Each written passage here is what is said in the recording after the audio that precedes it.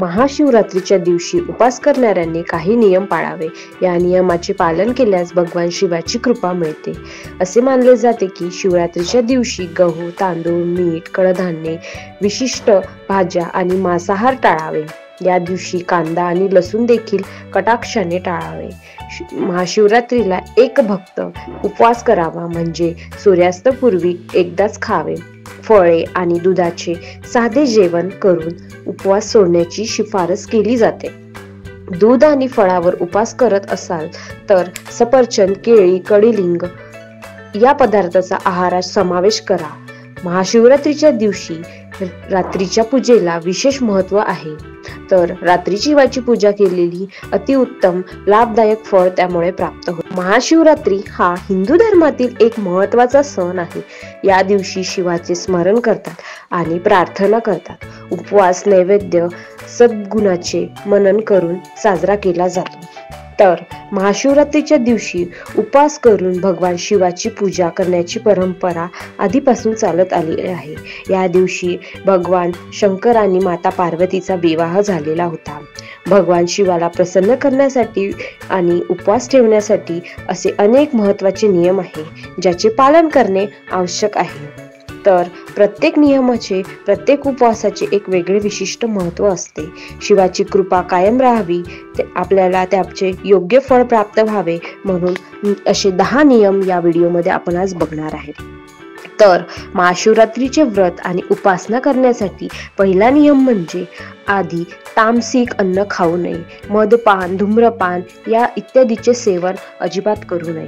तसेच महाशिवरात्रीच्या पूजेमध्ये बेलपत्राचा वापर करावा. दुसरा नियम म्हणजे महाशिवरात्रीच्या दिवशी भोलेशंकराला नैवेद्य अर्पण करण्यासाठी थंड पदार्थ, मालपुवा, हलवा, लस्सी, मध इत्यादीची व्यवस्था करावी. तसेच तिसरा नियम म्हणजे महाशिवरात्रीच्या व्रताच्या दिवशी अन्न खाऊ नये, फळेच खावे. या दिवशी तू सूर्यास्तापासून शिवाची पूजा करू शकतो. तर चौथा नियम असा आहे की महाशिवरात्री व्रताच्या संपूर्ण दिवसात झोपणे टाळावे.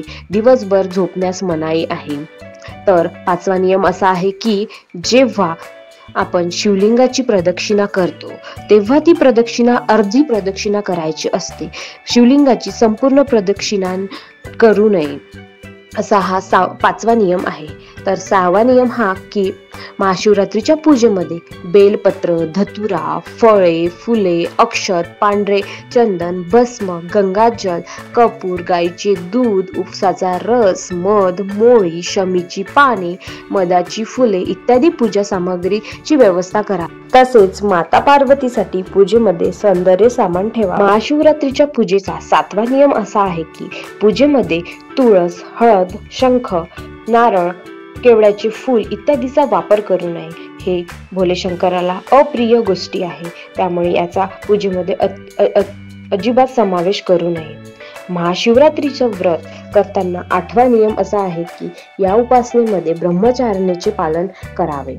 तसेच 9वा नियम असा आहे की महाशिवरात्रीच्या उपवासात रात्री जागरण करावा. याने व्रताचे अधिक पुण्य फळ मिळते. त्यामुळे शिवपुराणात सांगितले आहे की महाशिवरात्रीच्या दिवशी जागरणाचे अतिशय महत्त्व आहे. तर 10वा नियम असा आहे की महाशिवरात्रीचे व्रताचे पारायण हे निशिकात काळाच्या शुभ मुहूर्तानंतर करावे, कारण चतुर्दशी तिथीच्या समाप्तीपूर्वी पारायण करण्याचा नियम आहे. तर आपण महाशिवरात्रीच्या दिवशी चुकूनही कोणते काम करू नये. तर कांदा, लसूण, मांस, मध इत्यादीच्या तामसिक पदार्थाचा सेवन करू नये. उपवास करणाऱ्या भक्तांनी तांदूळ, डाळ, गहू यापासून बनलेले पदार्थ टाळावे. तसेच पूजा करताना शिवलिंगाला नारळ अर्पण करू नये. पूजेत सिंदूर लावणे टाळावे. चुकूनही भोलेनाथांना तुळशीची पाने अर्पण करू नये.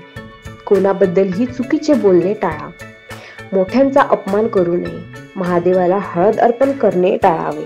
असे हे महाशिवरात्रीच्या दिवशी या नियमाचे पालन करावे. तर महाशिवरात्रीच्या दिवशी कोणते कामे केले जातात, कोणते काम करावे? महाशिवरात्रीच्या दिवशी ब्रह्ममुहूर्तावर उठून महादेवाची पूजा अर्चना करावी. व्रताच्या दिवशी सकाळी स्नान करून स्वच्छ व नवीन कपडे, वस्त्र परिधान करावे. या दिवशी पांढरे वस्त्र परिधान करणे शुभ मानले जातात. व्रत करण्याचे दिवसभर ओम नमः शिवाय या मंत्राचा जाप करावा. व्रत सुरू करण्याआधी उपवास सोडावा आणि उपवास करणाऱ्यांना मदत करावी.